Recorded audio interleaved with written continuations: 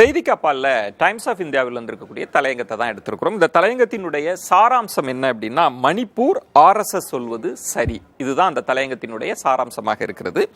RSS சொல்வது சரி அப்படின்னு இந்த தலையங்கம் எந்த இடத்திற்கு வருகிறது அப்படின்னா, RSS தலைவர் மோகன் பாகவத் வந்து மணிப்பூர் தொடர்பாக ஒரு கருத்து தெரிவித்திருக்கிறார். அதை வைத்து தான் இந்த தலையங்கத்தை தொடங்கி இருக்கிறார்கள். மோகன் பாகவத் என்ன சொல்றாரு அப்படின்னா, மணிப்பூரை முதல்ல கவனிங்க, மணிப்பூருக்கு முன்னுரிமை கொடுங்கள் அப்படின்னு பேசியிருக்கிறார். அதை என்டாஸ் பண்ணி தான் இந்த தலையங்கத்தை எழுதியிருக்கிறார்கள். இந்த தலையங்கத்தில் என்ன சொல்றாங்கன்னா, நாடாளுமன்ற தேர்தலில் கூட மணிப்பூர் விவகாரம் பெரிதாக கவனத்தில் கொள்ளப்படவில்லை அப்படின்னு சுட்டி காட்டுறாங்க. மணிப்பூருக்கு இப்போது மத்திய அரசின் உதவிகள் உடனடியாக தேவைப்படுகிறது, அது செய்யப்பட வேண்டும் அப்படின்னு தலையங்கம் சுட்டி காட்டுறாங்க. அப்புறம் முதல்வர் பைரன் மீது நிறைய விமர்சனங்களை இந்த தலையங்கம் முன் வச்சிருக்கு. அவர் நடவடிக்கைகள் மீது சந்தேகம் இருப்பதாக சொல்லுது. இன்றைக்கு அங்க இருக்கிற எல்லா விஷயங்களுக்கும், மக்கள் பாதிப்புகளுக்கும் முதலமைச்சர் பொறுப்பேற்க வேண்டும் அப்படின்றதையும் தலையங்கம் சுட்டி காட்டுகிறது.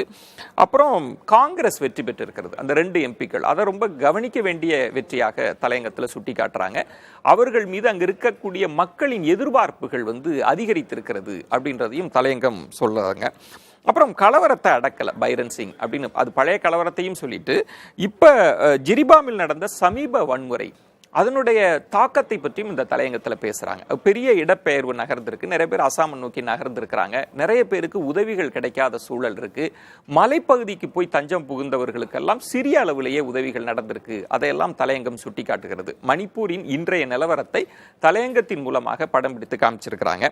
இதுல அரசு உதவிகள் கிடைக்காத மக்கள், அவங்களுக்கெல்லாம் உதவிகள் போய் சேர வேண்டும் அப்படின்னு சொல்லிட்டு நிறைவா இந்த தலையங்கம் சொல்வது மத்திய அரசின் நடவடிக்கை தேவை. அமைச்சர் ஜோதிராதித்ய சிந்தியா மக்கள் புகார்களை உடனடியாக கவனத்தில் எடுத்துக்கொள்ள வேண்டும், சீரமைப்பு எல்லா மட்டங்களிலும் நடக்க வேண்டும் என்பதை தலையங்கம் வலியுறுத்தி இருக்கிறது. அதைத்தான் உங்கள் பார்வைக்கு கொண்டு வந்தேன்.